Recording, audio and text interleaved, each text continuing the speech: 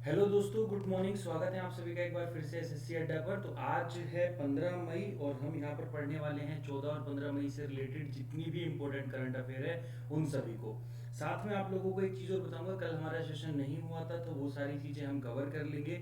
और जैसे कि आप सभी को मालूम है कि आज का सेशन भी एक रिकॉर्डेड फॉर्म में है, तो रिकॉर्डेड फॉर्म में है तो ये एक दो दिन के लिए आपको थोड़ी सी असुविधा होगी। उस असुविधा के लिए खेद है मेरे प्यारे बच्चों। तो जितनी भी चीज़ें हैं वो सारी हम कवर करेंगे। मे बी एक दो खबर आज छूट जाएगी तो उसको मैं कल वाले सेशन में कवर कर लूँगा। और मे बी कल से या मंडे से या फिर संडे से डेफिनेटली मैं आप लोगों को लाइव मिलने वाला हूँ। ठीक है, तो चलिएगा शुरू करते हैं। और शुरू करने से पहले अगर मैं बात करूं आप लोगों की, तो आज है 15 मई और 15 मई से जुड़ी जितनी भी खबरें हैं उन सभी को हम यहाँ पर डिटेल में डिस्कस करेंगे। साथ में करेंगे चंद एमसीक्यू को। तो जो भी मेरे नए साथी आए हैं वो फटाफट से चैनल को सब्सक्राइब कर लेंगे और वीडियो को शेयर कर देंगे और थोड़ा सा कोऑपरेट करेंगे एक दो दिन के लिए, बस आज के लिए और मैक्सिमम टू मैक्सिमम कल के लिए। मे भी कल हम लाइव ही मिल जाएं, ठीक है। तो उस चीज़ को भी आपने क्या रखना है, ध्यान रखना है। सबसे पहले जो मैंने आप लोगों को होमवर्क का आंसर दिया था, होमवर्क का क्वेश्चन दिया था, उसका जो आंसर आप सभी लोगों ने किया था झारखंड। अब यहाँ पर अगर मैं बात करूंगा आप लोगों के सामने, तो देखिएगा क्वेश्चन क्या था कि which state will start online classes for school children with the help of Doordarshan.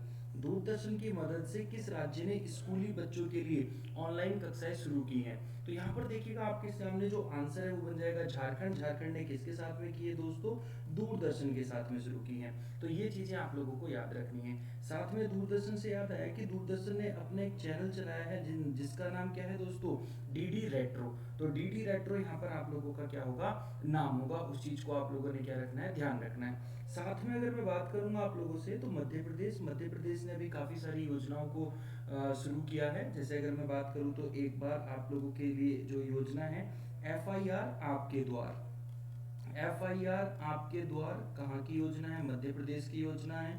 आपसे पूछा जाएगा जीवन अमृत योजना कहाँ की है, मध्य प्रदेश की है। जीवन शक्ति योजना कहाँ की है, मध्य प्रदेश की है। और सीएम योद्धा अगर आपसे पूछा जाएगा, जो आपका एक कल्याण योजना है, सीएम योद्धा कल्याण योजना, ये भी आप लोगों की कहाँ की है, मध्य प्रदेश की है। उड़ीसा की हम बात करेंगे तो उड़ीसा में अगर आप लोगों को पता हो तो देखिएगा एक हमारी चिल्का लेक है, जैसे कि सभी लोग जानते हैं। तो चिल्का लेक या फिर राइस रिसर्च इंस्टीट्यूट कहाँ पर है, हमारा उड़ीसा के अंदर है। और साथ में बात करेंगे उत्तर प्रदेश की, तो उत्तर प्रदेश से रिलेटेड जितने भी फैक्ट हैं आप मुझे जल्दी से कमेंट बॉक्स में कमेंट करके बताएंगे। और जो होमवर्क होगा आप लोगों के लिए, उत्तर प्रदेश से जुड़ी 10 खबरें कम से कम आप लोगों को बतानी है, चाहे वो करंट से रिलेट करती हो या चाहे फिर वो आपकी स्टैटिक से रिलेट करती हो।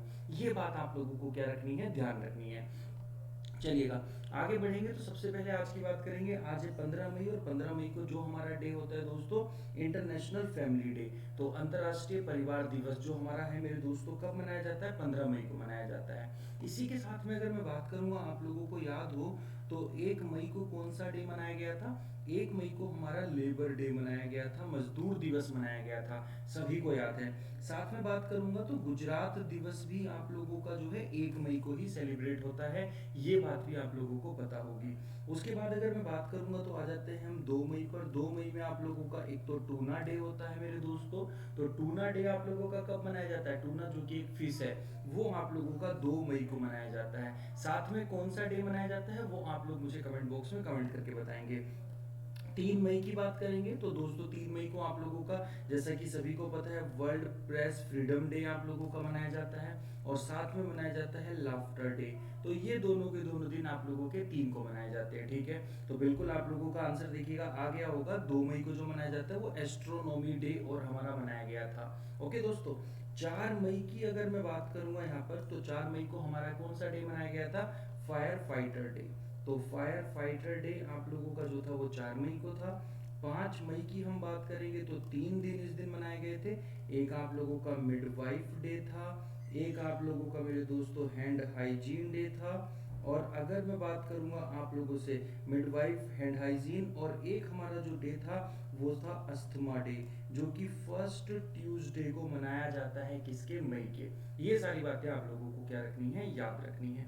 साथ में बात करेंगे तो 6 मई आ जाएगी। और 6 मई को हमारा कौन सा, इंटरनेशनल नो डाइट डे। तो इंटरनेशनल नो डाइट डे आप लोगों का 6 मई को मनाया जाता है। बात करेंगे 7 मई को, तो हमारा जो एथलेटिक्स डे है वो 7 मई को मनाया जाता है, सभी लोग जानते हैं। और 8 मई को कौन सा डे मनाया गया था, तो जो बहुत इंपॉर्टेंट है, कई बार एग्जाम में पूछा जाता है, रेड क्रॉस डे और वर्ल्ड थैलेसीमिया डे, ये आप लोगों का 8 मई को सेलिब्रेट हुआ था। 9 मई की अगर हम बात करेंगे यहाँ पर, तो 9 मई को इस बार वर्ल्ड माइग्रेटरी डे था, जो कि सेकेंड सैटरडे को मनाया जाता है, किसके, मई के और अक्टूबर के।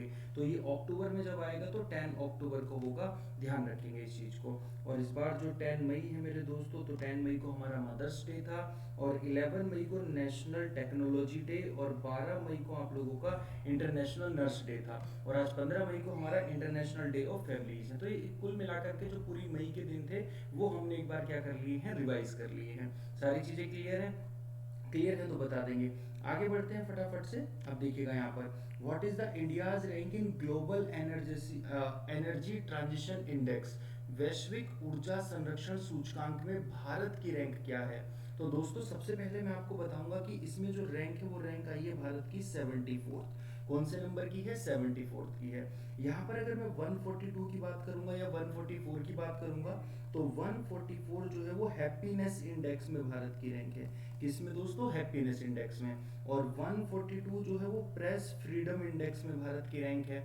और जो 51 है या 51 है, वो हमारी डेमोक्रेसी, जो हमारा डेमोक्रेसी इंडेक्स है वहां पे भारत की रैंक है। ये सारी बातें याद रखनी है। अब ये जो ग्लोबल एनर्जी ट्रांजिशन इंडेक्स है मेरे दोस्तों, इसको रिलीज कौन करता है, तो इसको रिलीज करता है हमारा कौन, वर्ल्ड इकोनॉमिक फोरम, जिसका हेडक्वार्टर आप लोगों का कहाँ पर है, जिनेवा के अंदर है। ये सारी बातें आप लोगों को याद रखनी है। काफी इंपॉर्टेंट क्वेश्चन है आप लोगों के लिए। एनर्जी ट्रांजिशन इंडेक्स तो कौन से नंबर पर है, 74 नंबर पर है, 74th नंबर पर है। ये सारी बातें आप लोगों को याद रखनी है। चलिएगा आगे चलेंगे फटाफट से। तो अगला क्वेश्चन जो आ जाएगा हमारा क्या होगा उसके अंदर, आपातकालीन सहायता कार्यक्रम। ये एक आपातकालीन सहायता कार्यक्रम है मेरे दोस्तों। इसके अंदर क्या होगा, 1 बिलियन अमेरिकी डॉलर का जो ऋण है अर्थात लोन है, किस देश को नए विकास कार्यक्रम द्वारा अनुमोदित किया गया है। तो मेरे दोस्तों देखो ध्यान से समझेंगे। अगर आपसे पूछा जाएगा, देखिएगा ये जो है न्यू डेवलपमेंट बैंक है, बेसिकली न्यू डेवलपमेंट प्रोग्राम नहीं, ये न्यू डेवलपमेंट बैंक आएगा यहाँ पर। इसको थोड़ा सा आप लोग क्या कर लेंगे, सही कर लेंगे। तो देखिएगा इमरजेंसी असिस्टेंस प्रोग्राम है आप लोगों का, जिसके तहत $1 बिलियन का लोन दिया जाएगा। कौन ये लोन देगा, न्यू डेवलपमेंट बैंक देगा। इस चीज को आप लोगों ने ध्यान रखना है, कौन से कंट्री को दे रहा है। तो दोस्तों ये आप लोगों का देगा यहाँ पर इंडिया को। ठीक है। अब दो बातें मैं आप लोगों को यहाँ पे बता देता हूँ। देखिएगा जो न्यू डेवलपमेंट बैंक है आप लोगों का, इसका जो हेडक्वार्टर है वो आप लोगों का संघई के अंदर है। ये बात आपको याद रखनी है। उसके बाद अगर मैं बात करूंगा तो इसके जो प्रेसिडेंट हैं उनका नाम है केवी कामत साहब। और ये बेसिकली जो हमारी ब्रिक्स नेशंस हैं उनका ये बैंक है। या मैं इसकी बात करूँ तो ब्रिक्स बैंक भी मैं इसको बोल सकता हूँ, जिसमें ब्राजील, रसिया, इंडिया, चाइना, साउथ अफ्रीका है। ठीक है दोस्तों। तो इन्होंने भारत को क्या किया है, एक इमरजेंसी असिस्टेंस प्रोग्राम के तहत, आपातकालीन सहायता कार्यक्रम के तहत 1 बिलियन अमेरिकी डॉलर का लोन प्रोवाइड कराया है, किसको, भारत को। साथ में अगर आप लोगों को याद हो तो जो न्यू डेवलपमेंट बैंक है उसने जो ब्रिक्स नेशंस हैं, मतलब ब्रिक्स कितने नेशंस हैं, 5 ब्रिक्स नेशंस हैं, उनको क्या प्रोवाइड कराया दोस्तों, 15 बिलियन डॉलर का। तो 15 बिलियन डॉलर की सहायता जो एनडीबी बैंक है उसने ब्रिक्स नेशन को प्रोवाइड कराई है। ये बात आप लोगों को याद रखनी है। कोई डाउट अगर यहाँ पर हो तो मुझे आप लोग कमेंट बॉक्स में कमेंट कर देंगे और मैं आपका वो डाउट क्लियर कर दूंगा। बात करेंगे ब्राजील की, तो ब्राजील के प्रेसिडेंट का नाम क्या है, जैर बोल्सोनारो, जो कि इस बार रिपब्लिक डे पर हमारे भारत में आए थे। साउथ अफ्रीका के कौन है, क्रिसिल रामाफोसा है, और साउथ अफ्रीका की 3 कैपिटल है जैसा कि सभी लोग जानते हैं। और यहाँ पर दोस्तों आ जाएगा चाइना, चाइना की कैपिटल और चाइना की करेंसी और चाइना के प्रेसिडेंट का नाम जल्दी से कमेंट बॉक्स में कमेंट कर देंगे। चलिएगा आगे बढ़ते हैं। तो आगे बढ़ने के साथ ही मैं आप लोगों को बता दूं यहाँ पर कि जो हमारी सेंट्रल आर्म्ड फोर्सेज होती है, CAPF, will sell only indigenous product in their canteen from which date। केंद्रीय सशस्त्र पुलिस बल किस तारीख से अपनी कैंटीन में केवल स्वदेशी उत्पाद को बेचेगा। अब यहाँ पे दो बातें आप लोगों को समझनी है। सर सीएपीएफ में कौन कौन आते हैं, तो मेरे दोस्तों जितने भी हमारे अर्धसैनिक बल हैं वो सारे के सारे सीएपीएफ में आते हैं। जैसे कि अगर यहाँ पर बात करूंगा मैं सीआईएसएफ की बात करूंगा, सीआरपीएफ की बात करूंगा, एसएसबी की बात करूंगा, सशस्त्र सीमा बल, या फिर बीएसएफ की बात करूंगा आप लोगों के लिए, या फिर यहाँ पर अगर हम बात करें चाहे आईटीबीपी की या असम राइफल्स की हम यहाँ पर बात कर लें, तो ये सभी हमारे क्या है जो है मेरे दोस्तों अर्धसैनिक बल है। और ये इनको कौन एक तरीके से इनको कौन हैंडल करता है, तो ये आते हैं होम मिनिस्टर के अंडर, जो गृह मंत्रालय है हमारा, जो गृह मंत्री हैं उनके अंडर में सारी चीजें आती हैं। तो अभी अभी अमित शाह ने डिक्लेयर किया था कि 1 जून से जितनी भी सीएपीएफ की कैंटीन्स हैं उसके अंदर क्या होगा आप लोगों का, जो आपके स्वदेशी प्रोडक्ट हैं आप लोगों के, बस उन्हीं को बेचा जाएगा, उन्हीं को रखा जाएगा। जैसे कि आप लोगों को पता है आत्मनिर्भर जो अभियान चलाया नरेंद्र मोदी जी ने, ये भी उसी का एक हिस्सा है। और आत्मनिर्भर अभियान को भी हम अपने लाइव सेशन में अच्छे से पढ़ेंगे।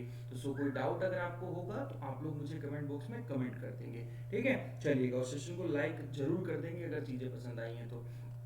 उसके बाद अगर मैं बात करूंगा यहाँ पर, तो देखिएगा जो government of India allocated total spending of how much lakh crore under आत्मनिर्भर भारत अभियान। तो अभी अभी जिसकी हम बात कर रहे थे आत्मनिर्भर भारत अभियान या self reliant India mission to fight COVID 19 pandemics, ठीक है। यहाँ पर हमें याद रखना है कि भारत सरकार ने कोविड 19 महामारी से लड़ने के लिए आत्मनिर्भर भारत अभियान और सेल्फ रिलायंट इंडिया मिशन के तहत कितने लाख करोड़ रुपए का आवंटन किया है। तो जैसे कि आप लोगों को पता है नरेंद्र मोदी जी आए थे 8 बजे, किस दिन मेरे दोस्तों, अभी 2-3 दिन पुरानी बात है, और उस दिन वो बता के गए थे कि भारत ने 20 लाख करोड़ रुपए इन्वेस्ट करेगा, 20 लाख करोड़ रुपए की सहायता दी है आत्मनिर्भर भारत अभियान के लिए, जिसमें सभी सेक्टर्स को कहीं ना कहीं हेल्प हो जाएगी। और इसके लिए अगर आपको बात याद हो तो निर्मला सीतारमण जी इसके 2 फेज आउट भी कर चुकी हैं। तो हम जब इसका लाइव सेशन लेंगे तो तब मैं आपको ये सारा डिस्कस करूंगा कि किस स्कीम पर कितना खर्च किया गया, जो हमारा बिजली बोर्ड है उनको कितना दिया गया, या किसानों के लिए कितना है, या फिर मजदूरों के लिए कितना है, वो सारी चीजें हम यहाँ पर पढ़ेंगे। या एमएसएमई वगैरह को कितना दिया गया, या एमएसएमई की नई डेफिनेशन क्या है, या टीडीएस में कितनी कटौती हुई है, तो वो सारी चीजें हम यहाँ पर पढ़ेंगे, ठीक है दोस्तों। चलिएगा आगे चलेंगे। निर्मला सीतारमण जो कि हमारी फाइनेंस मिनिस्टर हैं, वित्त मंत्री हैं, और अनुराग ठाकुर हमारे केंद्रीय राज्य जो वित्त मंत्री हैं उनका नाम है अनुराग ठाकुर। आगे बात करेंगे यहाँ पर, Indian railway has made the Aarogya Setu app mandatory for the passengers to travel by train, who is the chairman of railway board. भारतीय रेलवे ने ट्रेन से यात्रा करने के लिए आरोग्य सेतु ऐप को अनिवार्य कर दिया है। रेलवे बोर्ड के अध्यक्ष कौन है? तो दोस्तों एक बात आपको याद होगा कि भारत ने ना कुछ ट्रेनें चलाई हैं, और 22 तारीख से कुछ और ट्रेनें भी चलने जा रही हैं। तो उसमें क्या हुआ है कि वो जितने भी पैसेंजर्स होंगे ट्रेन में, उसमें आरोग्य सेतु ऐप को क्या कर दिया है, मैंडेटरी कर दिया है। मतलब आप ट्रेन में सवारी तभी कर सकते हो जब आपके फोन में आरोग्य सेतु ऐप होगी। और आरोग्य सेतु ऐप किसने, सेंट्रल गवर्नमेंट ने लॉन्च की थी, ध्यान रखेंगे। अब ये जो आरोग्य सेतु ऐप है इसको मैंडेटरी कर दिया है ट्रेन में। तो हमारा जो रेलवे बोर्ड है, जो हमारा रेलवे बोर्ड है उसके चेयरपर्सन कौन है, तो यहाँ पर देखेंगे अगर मैं बात करूंगा राजीव बंसल की, तो जो राजीव बंसल है हमारे, मुझे जल्दी से बता देंगे कौन है आप लोगों के, कई बार बताया मैंने आप लोगों को। और जो आलोक शर्मा है दोस्तों, वो कॉप 26 की जो बैठक होगी हमारी कहाँ पर, ग्लासगो के अंदर, स्कॉटलैंड के अंदर, उसके प्रेसिडेंट हैं आलोक शर्मा। वी के यादव यहाँ पर हमारा आंसर आ जाएगा। वी के यादव रेलवे बोर्ड के चेयरमैन हैं। और पीसी मोदी की अगर मैं बात करूंगा तो ये हमारे CBDT, central board of direct taxes, जो 2 तरह के टैक्स होते हैं, एक डायरेक्ट टैक्स, एक इनडायरेक्ट टैक्स। तो डायरेक्ट टैक्स के जो चेयरपर्सन है सीबीडीटी के, उनका नाम है पीसी मोदी, प्रमोद चंद्र मोदी। तो इस बात को आप लोगों ने क्या रखना है, ध्यान रखना है। साथ ही साथ वीके यादव को इस बार 15 सितंबर को जो आप लोगों का इंजीनियर्स डे मनाया जाता है, तो एमिनेंट इंजीनियर डे आप लोगों का जो पुरस्कार है वो किसको मिला था, वीके यादव को मिला था। ये बात आप लोगों ने क्या रखनी है, याद रखनी है। चलिएगा अगले क्वेश्चन पर चलेंगे। तो अगला क्वेश्चन आ जाएगा, who is appointed as the new chairman of CBSE. CBSE के नए चेयरपर्सन कौन बने हैं, तो सीबीएसई जैसा कि सभी लोग जानते हैं central board of secondary education. अगर मैं इसके नए चेयरमैन की बात करूंगा तो अनीता करवाल पुरानी, मतलब अभी तक कौन थी, अनीता करवाल थी। अब जो बने हैं मनोज आहूजा बने हैं। और ऋषिकेश सेनापति जो है मेरे दोस्तों, या मैं बात करूंगा ऋषिकेश सेनापति, ये आप लोगों के प्रेसिडेंट हैं किसके, एनसीईआरटी के। तो एनसीईआरटी के डायरेक्टर हम बोल सकते हैं इनको। तो ये एनसीईआरटी के डायरेक्टर हैं, और जो सुप्रीतम बंदोपाध्याय हैं, ये हमारा जो pension fund regulatory development authority है उसके अध्यक्ष कौन है, सुप्रीतम बंदोपाध्याय। और पहले कौन हुआ करते थे, हेमंत कॉन्ट्रैक्टर, उनकी जगह इनको बनाया गया है। तो ये चार नाम आप लोगों को याद रखने हैं। चलिएगा आगे बढ़ेंगे फटाफट से। तो देखिएगा गुजरात सरकार ने हाल ही में किस शहर में सभी होम डिलीवरी सेवाओं के लिए डिजिटल भुगतान को अनिवार्य कर दिया है। तो डिजिटल भुगतान मतलब आप लोगों का, जैसे मैं यूपीआई के थ्रू पेमेंट हो गया, या पेटीएम के थ्रू हो गया, या फोन पे के थ्रू हो गया, तो वो सर आपका डिजिटल भुगतान आ जाता है। तो अहमदाबाद में अभी अभी आप लोगों का क्या है, गुजरात सरकार ने डिजिटल पेमेंट को मैंडेटरी कर दिया है होम डिलीवरी के लिए। तो आंसर जो आ जाएगा दोस्तों यहाँ पर हमारा क्या आ जाएगा, अहमदाबाद। अहमदाबाद अहमदाबाद जो है आप लोगों का, वो साबरमती नदी के किनारे पर है। ये बात आप लोगों को याद रखनी है। और साथ में अहमदाबाद के अंदर आप लोगों का काइट फेस्टिवल भी हुआ था, और बैटरी बस को भी चलाया गया था। ये सारी बातें आप लोगों को याद रखनी है। कोई डाउट है? और अहमदाबाद का ही जो एक स्टेडियम है, कौन सा, मोटेरा स्टेडियम या सरदार वल्लभ भाई पटेल स्टेडियम, ठीक है, वहां पर आप लोगों का एक इवेंट हुआ था जिसको हमने क्या नाम दिया था, नमस्ते ट्रंप। मतलब वहां पे डोनाल्ड ट्रंप आए थे, भारत में आए थे, ठीक है। चलिएगा अब बात करेंगे गांधीनगर की। तो गांधीनगर कैपिटल है गुजरात की, और साथ में एशिया की सबसे ज्यादा ग्रीन कैपिटल, मतलब एशिया की मोस्ट ग्रीन कैपिटल में अगर आपका आएगा तो गांधीनगर का नाम आ जाएगा। ये बात आपको याद रखनी है। गांधीनगर में पोटैटो कॉन्क्लेव हुआ था आप लोगों का, और यहाँ से सांसद जो है वो अमित शाह हैं। बड़ोदरा की मैं बात करूंगा तो जो बड़ोदरा है आप लोगों का, वो विश्वामित्री नदी के किनारे पर है। और बड़ोदरा में आप लोगों का क्या है, रेलवे यूनिवर्सिटी है। रेलवे म्यूजियम तो नई दिल्ली में है आप लोगों का, लेकिन रेलवे यूनिवर्सिटी जो है आप लोगों की, वो कहाँ पर है, बड़ोदरा के अंदर है। और साथ में अगर मैं बात करूंगा आप लोगों की सूरत की, तो सबसे पहले जो कॉटन मिल आप लोगों की लगाई गई थी वो सूरत के अंदर लगाई गई थी। तो ये बात आप लोगों को याद रखनी है। अभी जो गुजरात सरकार है, गुजरात सरकार ने सुजलाम सुफलाम, एक अभियान है, जल संचय अभियान था। तो सुजलाम सुफलाम अभियान, और साथ में ये आपका उम्बारे आंगनवाड़ी योजना, ये दोनों कहाँ की हैं, गुजरात सरकार की योजना है। इनको आप लोगों ने याद रखना है, ठीक है दोस्तों। चलिएगा, पुरुष राष्ट्रीय हॉकी चैंपियनशिप 2021 की मेजबानी कौन सा राज्य करेगा। तो यहाँ पे सबसे पहले मार्क करेंगे 2021 को, 2022 को और 2023 को। कैसे, सबसे पहले जो पुरुष आप लोगों की क्या मेंस नेशनल हॉकी चैंपियनशिप है, उसकी मेजबानी कौन करेगा। तो यहाँ पर आंसर जो आ जाएगा आप लोगों का क्या आ जाएगा, महाराष्ट्र आ जाएगा। इसको आप लोगों ने याद रखना है, ठीक है। तो आंसर तो महाराष्ट्र आ गया। लेकिन 2021 में तो देखिएगा नेशनल हॉकी चैंपियनशिप आप लोगों की हो रही है, और जो हॉकी का महिला वाला वर्ल्ड कप है आप लोगों का, वो आप लोगों का 2022 में होगा, नीदरलैंड और स्पेन में। और जो 2023 वाला है मेरे दोस्तों, वो आप लोगों के और हमारे भारत में होगा। और कहाँ पर होगा, कलिंगा स्टेडियम में होगा। तो ये सारी बातें आप लोगों को याद रखनी है। गोवा की कैपिटल पणजी है, तो इस बार के 36वें नेशनल गेम्स जो हैं वो गोवा में होंगे। और जिसका मेरे दोस्तों शुभंकर क्या है, रूबीगुला। तो रूबीगुला जो है यहाँ का शुभंकर है। ये बात आप लोगों को याद रखनी है। बात करेंगे पश्चिम बंगाल की। तो जो पश्चिम बंगाल है, अगर थोड़े दिन पहले आप लोगों को याद हो तो सुंदरबन का हमने जिक्र किया था। तो जो सुंदरबन है वहां पर टाइगर की संख्या कितनी हो गई है, 96 हो गई है। कोई अगर आपसे पूछने लगे बक्सा वर्ल्ड सेंचुरी, तो बक्सा वर्ल्ड सेंचुरी आप लोगों का कहाँ पर है, बक्सा पक्षी अभ्यारण्य कहाँ पर है, तो ये हमारा वेस्ट बंगाल के अंदर है। और साथ में वेस्ट बंगाल की जो कैपिटल है कोलकाता, यहाँ पर होम्योपैथी रिसर्च इंस्टीट्यूट है आप लोगों का। और साथ में जो ऑर्डिनेंस फैक्ट्री बोर्ड है उसका भी आप लोगों का क्या है, हेडक्वार्टर कोलकाता के अंदर है। ये सारी बातें आप लोगों को याद रखेंगे। जैसे चाय की बात करेंगे, तो चाय का जो हेडक्वार्टर है वो कोलकाता के अंदर है। मतलब अगर हम बात करेंगे टी बोर्ड ऑफ इंडिया और कॉफी बोर्ड ऑफ इंडिया का, हमारा कर्नाटक के अंदर है। ये सबसे आप बताएंगे। अगर मैं बात करूंगा ना कॉफी की, तो सबसे ज्यादा कॉफी जो है आप लोगों के भारत में जो है कर्नाटक के अंदर होती है। लेकिन अगर वर्ल्ड की मैं बात करूंगा, वर्ल्ड लेवल पर, तो सबसे ज्यादा जो कॉफी होती है वो हमारी ब्राजील के अंदर होती है।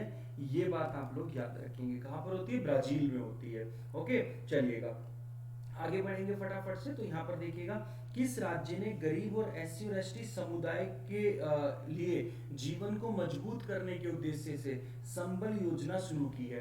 तो बेसिकली सार क्या है कि संबल योजना से है मेरे दोस्तों।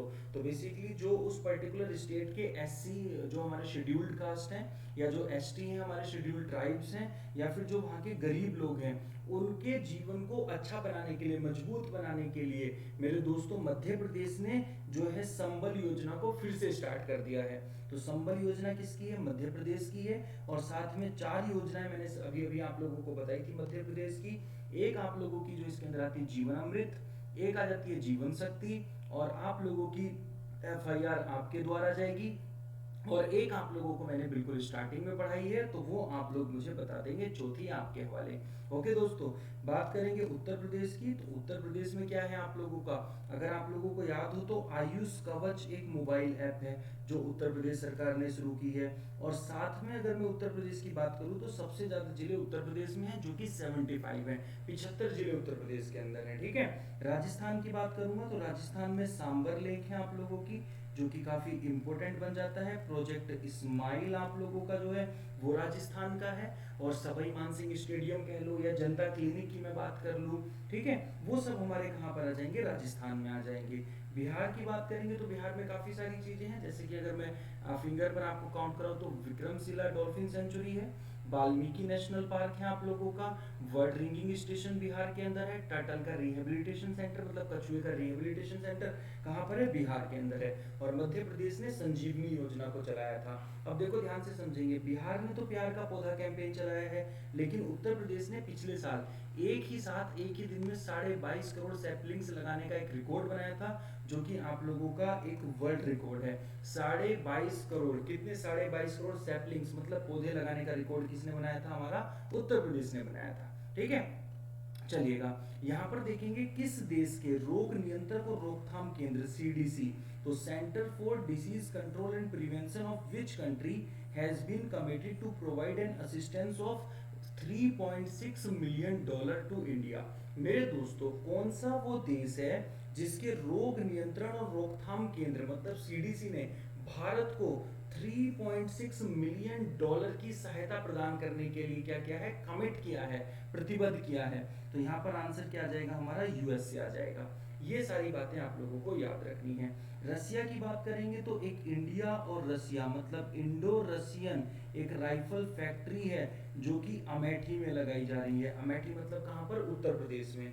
यूके की बात कर लेंगे तो यूके के अभी अभी अगर आप लोगों को याद हो तो एक उनके जो फाइनेंस मिनिस्टर हैं ऋषि सुनक, तो उन्होंने योजनाएं स्टार्ट की है। बस ऋषि सुनक का नाम आप लोगों को याद रखना है। क्यों? क्योंकि वो इंडियन है और यूके के फाइनेंस मिनिस्टर भी हैं। बाकी ब्रेक्सिट से आप लोग क्या समझते हैं ये मुझे आप लोग कमेंट बॉक्स में बताएंगे। यूएसए की हम बात करेंगे तो यूएसए में अभी अभी अगर हम बात करें तो यूएसए के जो प्रेसिडेंट हैं उनका नाम है डोनाल्ड ट्रंप। तो उन्होंने मनीषा सिंह को OECD के लिए क्या बनाया है? राजदूत बनाया है, एम्बेसडर बनाया है। और अगर मैं बात करूंगा IBRD के लिए उन्होंने एक रिप्रेजेंटेटिव बनाया है। तो उस रिप्रेजेंटेटिव का नाम क्या है मुझे जल्दी से कमेंट बॉक्स में बता देंगे आप लोग। IBRD के लिए USA के प्रेसिडेंट ने एक इंडियन नाम लिया है जो कि रिप्रेजेंटेटिव बनाए हैं IBRD के, international bank for reconstruction and development के। तो वो क्या नाम है? और दोस्तों जो ये इजराइल है आप लोगों का, इजराइल ने अभी अभी एक दावा किया है कि उसने कोरोना वायरस के लिए वैक्सीन को तैयार कर लिया है, जिसकी कैपिटल जेरूसलम है। ये बात आपको याद रखनी है। चलिएगा, थोड़ा सा सेशन जो है रिकॉर्डेड है, आप लोगों को मालूम है, तो ताकि आप लोगों का ना छूटे कुछ भी, इसलिए मैं आप लोगों के लिए सेशन लेकर के आया। बाकी जल्दी ही हम लाइव मिलेंगे, ठीक है, कल हम लाइव मिलेंगे तो उसमें सारी चीजें जो है वो और हमारी कवर अप हो जाएंगी। आगे बात करेंगे तो अगला क्वेश्चन जो आ जाएगा, किस भारतीय मुक्केबाज ने नाडा के अनुशासनात्मक पैनल में फिर से शामिल किया गया है? तो भारतीय मुक्केबाज हैं जिनको नाडा के डिसिप्लिनरी पैनल में फिर से शामिल किया गया है। तो क्या नाम विजेंद्र सिंह है? नहीं सर। अमित पंघल? नहीं सर। अखिल कुमार यहाँ पर आप लोगों का आंसर होगा। मैरी कॉम भी यहाँ पर आंसर नहीं होगा। अब एक बात समझेंगे, मैरी कॉम 6 बार वर्ल्ड चैंपियन रह चुकी हैं, और अमित पंघल पहली बार कोई भारतीय मुक्केबाज जो है, अगर मैं बात करूंगा वर्ल्ड बॉक्सिंग चैंपियनशिप के अंदर क्या लेकर के आया था, सिल्वर मेडल, अर्थात फाइनल में पहुंचा था। तो अमित पंघल भी आपके कहाँ से बिलोंग करते हैं, बॉक्सिंग से बिलोंग करते हैं। ये सारी चीजें आप लोगों को याद रखनी है। नाडा के बारे में चलिएगा जान लेते हैं थोड़ा सा। तो नाडा की अगर मैं बात करूंगा तो नेशनल एंटी डोपिंग एजेंसी, जिसका मोटो क्या है, फेयर प्ले फेयर, नई दिल्ली में हेडक्वार्टर है। नवीन अग्रवाल इसके डायरेक्टर जनरल हैं, और साथ में इसके जो ब्रांड एम्बेसडर हैं वो कौन है, सुनील सेठी। और इसी लेवल पर अगर मैं बाडा की बात करूं तो इसका हेडक्वार्टर कनाडा के मोन्ट्रियल में है। और साथ में अगर मैं बात करूंगा आप लोगों से, तो जो वाडा है वो कनाडा में तो है ही आप लोगों का, रसिया को 4 साल के लिए इसने बैन कर दिया था। तो ये सारी बातें आप लोगों को क्या रखनी है, याद रखनी है। कोई डाउट होगा तो आप लोग कमेंट में जरूर मुझे बताएंगे, ठीक है। चलिएगा आगे बढ़ेंगे, तो यहाँ पर देखिएगा एक नाम है आप लोगों के सामने, रेमी डे गेर्गियो। रेमी डे गेर्गियो एक साइकिलिस्ट है मेरे दोस्तों, साइकिलिस्ट मतलब जो साइकिल चलाते हैं, ठीक है। Of which country band for 4 years, ठीक है। साइकिलिस्ट मतलब एक गेम की तरह वो साइकिल को चलाते हैं, मतलब साइकिलिंग क्या है उनके गेम में है। तो साइकिलिस्ट हैं हमारे कौन मेरे दोस्तों, आर डी गेर्गियो। आर डी गेर्गियो वो कौन सी कंट्रीज हैं, उन पे 4 साल का बैन लगा दिया है इंटरनेशनल साइकिल यूनियन ने। तो इंटरनेशनल साइकिल यूनियन का जो हेडक्वार्टर है आप लोगों का वो स्विट्जरलैंड के अंदर ही है, ठीक है। और ये आप लोगों के फ्रांस से हैं दोस्तों। ये सारी बातें आपको याद रखनी है। फ्रांस की कैपिटल हमारी क्या है, पेरिस है मेरे दोस्तों।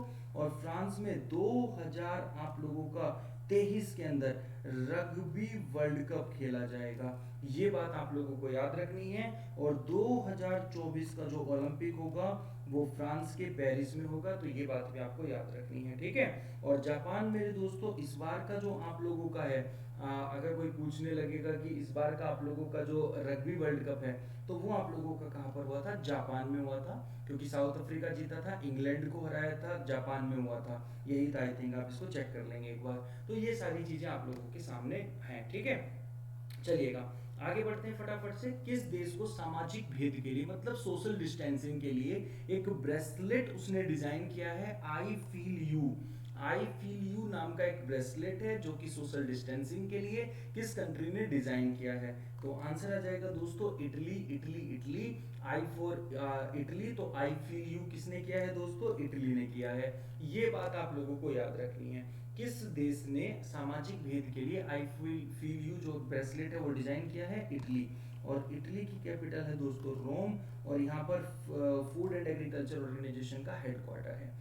स्पेन की कैपिटल है मेरे दोस्तों मैड्रिड है आप लोगों की। यूएसए की वॉशिंगटन है। और जापान की में आपका टोक्यो में ओलंपिक होगा 2021 के अंदर, ये बात याद रखेंगे। चलिएगा, और जो हमारा एशियन गेम्स है मेरे दोस्तों 2018 जकार्ता थे, 2022 में कहाँ पर होंगे, 2022 में आप लोगों के जो होंगे मेरे दोस्तों चाइना के अंदर होंगे, और 2026 में जापान के नगोया में होंगे। ये बात आपको याद रखनी है। अब यहाँ पे अगर आपसे इटली के प्रेसिडेंट का नाम पूछा जाएगा तो सर्जियो एम ट्रेंडिंग है, और कैपिटल रोम है, लीरा यहाँ की करेंसी है। ये सारी बातें याद रखनी है। आज की जो पहली न्यूज है वो किससे जुड़ी है मेरे दोस्तों, जल जीवन मिशन से जुड़ी है। तो the Jammu and Kashmir administration and Haryana government has framed A plan to implement the Jal Jeevan mission to provide a tap connection to every rural household by 2022। बात समझेंगे ध्यान से, जो जम्मू कश्मीर है मेरे दोस्तों और जो हरियाणा सरकार है वो क्या कर रहे हैं साथ में, जो जम्मू कश्मीर का एडमिनिस्ट्रेशन है और जो हरियाणा सरकार है वो जल जीवन मिशन को 2022 तक इम्प्लीमेंट करने का प्लान उन्होंने फ्रेम कर लिया है। इसके अंदर क्या होगा, जो रूरल हाउस होल्ड है, जो ग्रामीण वासी हैं, उनको टैप कनेक्शन प्रोवाइड कराए जाएंगे। टैप कनेक्शन मतलब समझते हो कि उनके घर पानी की क्या है, टूटियां लगवा दी जाएंगी, ठीक है। तो जल जीवन मिशन, जल जीवन मिशन को 25 दिसंबर को नरेंद्र मोदी जी ने लॉन्च किया था। अगर मैं बात करूं अटल भूजल योजना, जो अटल भूजल योजना इसी का पार्ट है आप लोगों का। तो अटल भूजल योजना को 25 दिसंबर को किया था, और जल जीवन मिशन को जो एक तरीके से इसको इसके बारे में बताया था सबसे पहले, तो 15 अगस्त को जो लाल किले से भाषण दिया था 15 अगस्त 2019 को, जल जीवन मिशन और सीडीएस के बारे में बताया था। तो ये बात आप लोगों को याद रखनी है, ठीक है। तो कौन कौन से दो स्टेट हैं, जम्मू कश्मीर है और हरियाणा है। जम्मू कश्मीर के जो लेफ्टिनेंट गवर्नर हैं उनका नाम मेरे दोस्तों जीसी मुर्मू है, गिरीशचंद मुर्मू है।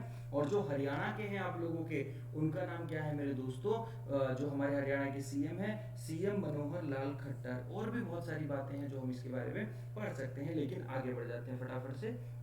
अब मिनिस्टर ऑफ जल शक्ति कौन कहलाते हैं, गजेंद्र सिंह शेखावत कहलाते हैं। और राज्य जो आप लोगों के जल शक्ति मंत्री हैं उनका नाम है रतन लाल कटारिया।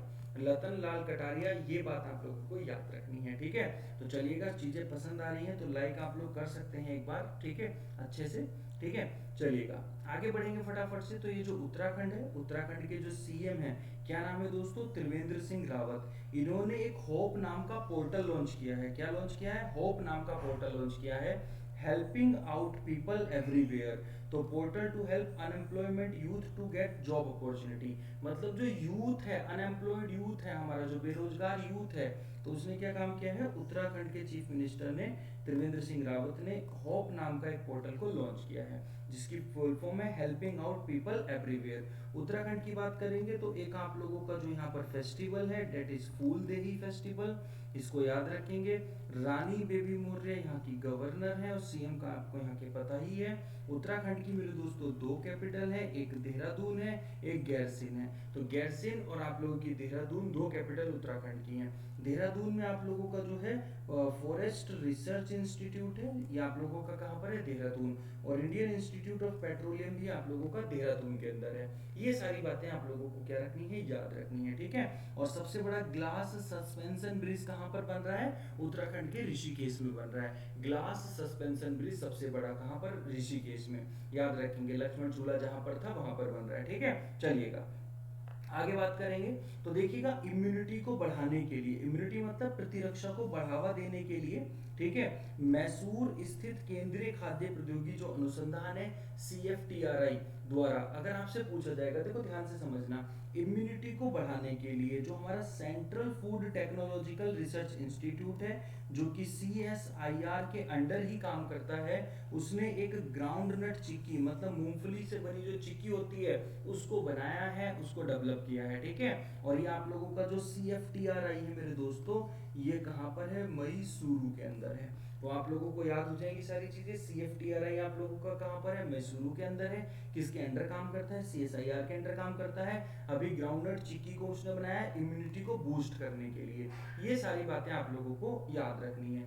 मैसूरू एक ऐसी जगह है जहाँ पे इलेक्शन कमीशन की जो है इंक का आप लोगों की फैक्ट्री है, मतलब जो इलेक्शन कमीशन जिस इंक को यूज करता है, उस इंक की फैक्ट्री केवल एक जगह है भारत में, वो कहाँ पर है, मैसूरू, आप लोगों के कर्नाटक के अंदर। ये सारी बात याद रखेंगे। आगे देखिएगा, यहाँ पर देखिएगा जो आप लोगों का Indian council for culture relation है हमारा, तो उन्होंने एक जो म्यूजिक है उसको क्या किया है, रिलीज किया है, यूनाइटेड वी फाइट। तो कोरोना वायरस में, कोरोना वायरस से लड़ने के लिए उन्होंने एक सॉन्ग जो है, अगर मैं बात करूँ, एक म्यूजिक जो है यूनाइटेड वी फाइट जो है उसको अनवील किया है। और एक किसने किया है, Indian council and cultural relations ने। तो इसको थोड़ा सा ध्यान रखेंगे, ठीक है। कल जब इनके एमसीक्यू पढ़ेंगे तो इनके बारे में और थोड़ा सा डिटेल में हम जानेंगे, बेफिक्र रहिएगा।